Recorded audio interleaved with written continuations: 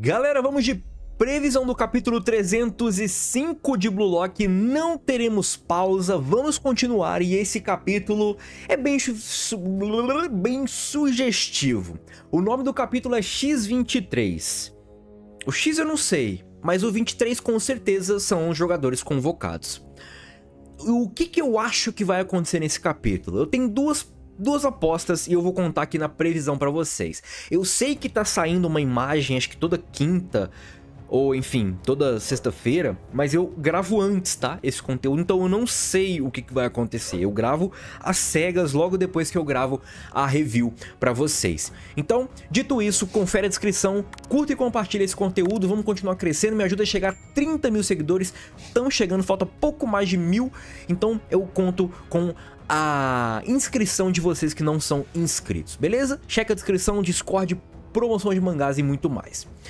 A minha primeira aposta para esse capítulo vem das propostas dos jogadores. Porque nós temos o Izagi no capítulo 304 falando sobre as propostas, né? Que parece que o Blue Lock está cuidando das propostas que vêm dos clubes de fora. E o Izagi, enquanto ele tá meio que recebendo a proposta do Bastard, ele tem até uma passagem de avião que é sugestivo, podendo meio que mostrar que ele vai para a Alemanha, mas nós temos o Ego cuidando disso enquanto o Izagi descansa. Outro detalhe, nós temos alguns jogadores que não têm propostas. Por exemplo, a gente só tem oficial as propostas do Shidou, do PXG, do Battle pro Ubers, do Rin pro Royale e do Izagi pro Bastard. Fora isso, os outros 19 jogadores não têm propostas. É óbvio que alguns jogadores como o Oliver Ike podem ir pro Ubers, o Shigiri pode ir pro Manshine, o Bachira pode ir para o Bart. Meu cachorro tá lambendo o fiofó dele aqui. Que horror, velho. Mas fora essas propostas que a gente deduz e até tem a confirmação, a gente não tem mais nada. E óbvio, as propostas que nós temos confirmações, a gente ainda não sabe se elas meio que vão ser aceitas pelos jogadores. Afinal de contas, por exemplo, o Yukimiya tinha uma proposta do Ajax e o Yukimiya falou que não queria aceitá-la por enquanto. E o Yukimiya é outro que também possa ganhar, não digo o Yukimiya em si, mas a proposta do Yukimiya pode acabar ganhando destaque nesse capítulo chamado X23. E aí, certamente, surgem alguns questionamentos, como por exemplo, quem vai pro Bastard com o Izagi? Eu tenho algumas apostas e eu chuto 4 jogadores: Hiyori, Kunigami, Haichi e Gagamaru. O Hiyori e o Kunigami, por conta de toda a parada do wildcard, Noel e tudo mais. O Hiyori porque eles fizeram uma dobradinha muito da hora, né, ele e o Izagi. Mesmo com o Ness, eu ainda acho que o Hiyori pode ser sim bastante útil para o Bastard. O Haichi e o Gagamaru, por quê? Porque o Haichi e o Gagamaru, eles são de posições que não tiveram grandes destaques até então. Tudo bem, na posição do Haichi até que não, porque tem Nico, Cara Azul e enfim. Mas o Haichi em si, ele seria muito mais aquele volante 5 do que o Cara Azul e o Nico, que tem ali mais uma pegada híbrida de 5 e 8 ou 8. O Haichi, ele seria aquele volante mais cabeça de área de proteger. E eu acho que a gente não tem isso ainda em Blue Lock. E o goleiro, certamente, porque o goleiro com certeza vai acabar tendo que ganhar destaque, nem que seja mínimo. Ele vai ter que ganhar uma evolução, uma aura e tudo mais. E o Haichi também, por exemplo, não tem aura, assim como o Gagamaru. E o Gagamaru a gente já pode até teorizar que talvez seja a aura do urso, né? Agora, todo esse despertar, esse desenvolvimento a gente não tem ainda, e até mesmo alguém para rivalizar com o Gagamaru, né? Porque nós temos atacantes para rivalizar com os atacantes do Blue Lock, nós temos defensor para rivalizar com os defensores, e até meio campista para rivalizar com os meio campistas de Blue Lock. Então, a gente meio que pode ter talvez os detalhes dos clubes que nós vamos ver os jogadores indo para assinar contrato, e talvez alguns detalhes a mais de uma proposta ou outra, como por exemplo a do Rin, a do Yukimiya, enfim, desses jogadores aí. Inclusive, eu quero muito ver para onde vai Mikajireu. Por que eu falo do Mikajireu? Porque ainda eu nutro expectativa assim do Nagi voltar. E eu acho que o Nagi, se ele voltar, ele vai pro Manshine, tá? E eu não queria ver o Ureu no mesmo time do Nagi e nem o Nagi no mesmo time do Ureu.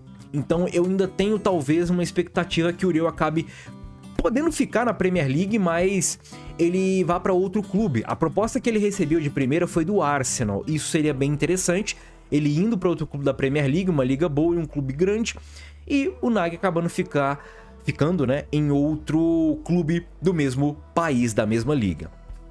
Agora é minha outra expectativa, que foge um pouco das propostas, mas vem talvez da preparação dos jogadores para Copa do Mundo Sub-20. O Inzaghi falou que o Ego deu 15 dias de descanso para eles. Eu espero que esses 15 dias o Kaneshiro não abuse da nossa boa vontade, né? Kaneshiro, pode jogar boliche, mas nós já estamos aí em 3, 4 capítulos desses boliche aí já, né? E ainda não rolou, então eu tenho esse receio do Kaneshiro enrolar um pouquinho mais.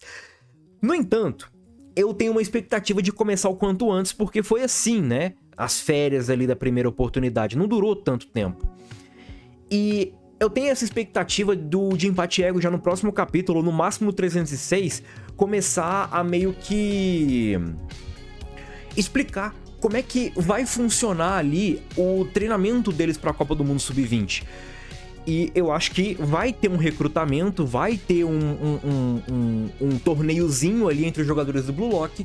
E esse torneiozinho pode acabar meio que mostrando um pouco mais pro Ego o que cada jogador pode proporcionar para ele e até mesmo os combos que o Ego pode usar na Copa do Mundo Sub-20. As reações químicas, que por exemplo, Oliver Aiko, Sendou, Shidou e Kunigami, por exemplo, esses jogadores, até o Fukaku, eles não estavam no jogo contra o Sub-20. No caso, alguns estavam só que do outro lado do campo, né? Eles não estavam ali para jogar a favor do Blue Lock Eleven, mas sim contra o Blue Lock Eleven. Como é que o Ego ele pode usar esses jogadores para conseguir meio que uma reação química e até mesmo a evolução de outros jogadores como Nico, Karazu, Otoya, Bachira, Shigiri, o combo do Shigiri do Zantetsu, tudo isso eu acho que esse torneio preparatório que o Ego pode acabar fazendo e onde ele vai ter início no próximo capítulo, onde o Ego vai explicar um pouco mais a Copa do Mundo, as seleções e tudo mais, eu acredito que pode proporcionar para o Ego esse material que ele precisa para pegar os 11 titulares. Inclusive eu já fiz vídeo dos 11 titulares, se vocês quiserem acompanhar a minha opinião, vou deixar no card aí para vocês ou na tela final, enfim. Ou meio que proporcionar pro Ego ali os combos, né? Acredito que eles vão acabar meio que mudando os times. O Ego ele vai acabar mudando um pouco o time titular. Eu não acho que vai ter um time titular fixo. Eu acho que sim, vai ter um time titular que mais vai se repetir, mas eu não acho que vai ser um time fixo. Acredito que em alguns jogos o Ego vai optar talvez por algumas mudanças, de acordo com o adversário e tudo mais. O que eu acho interessante, porque dá brecha para alguns jogadores, mas alguns jogadores de fato podem não ganhar destaque, beleza?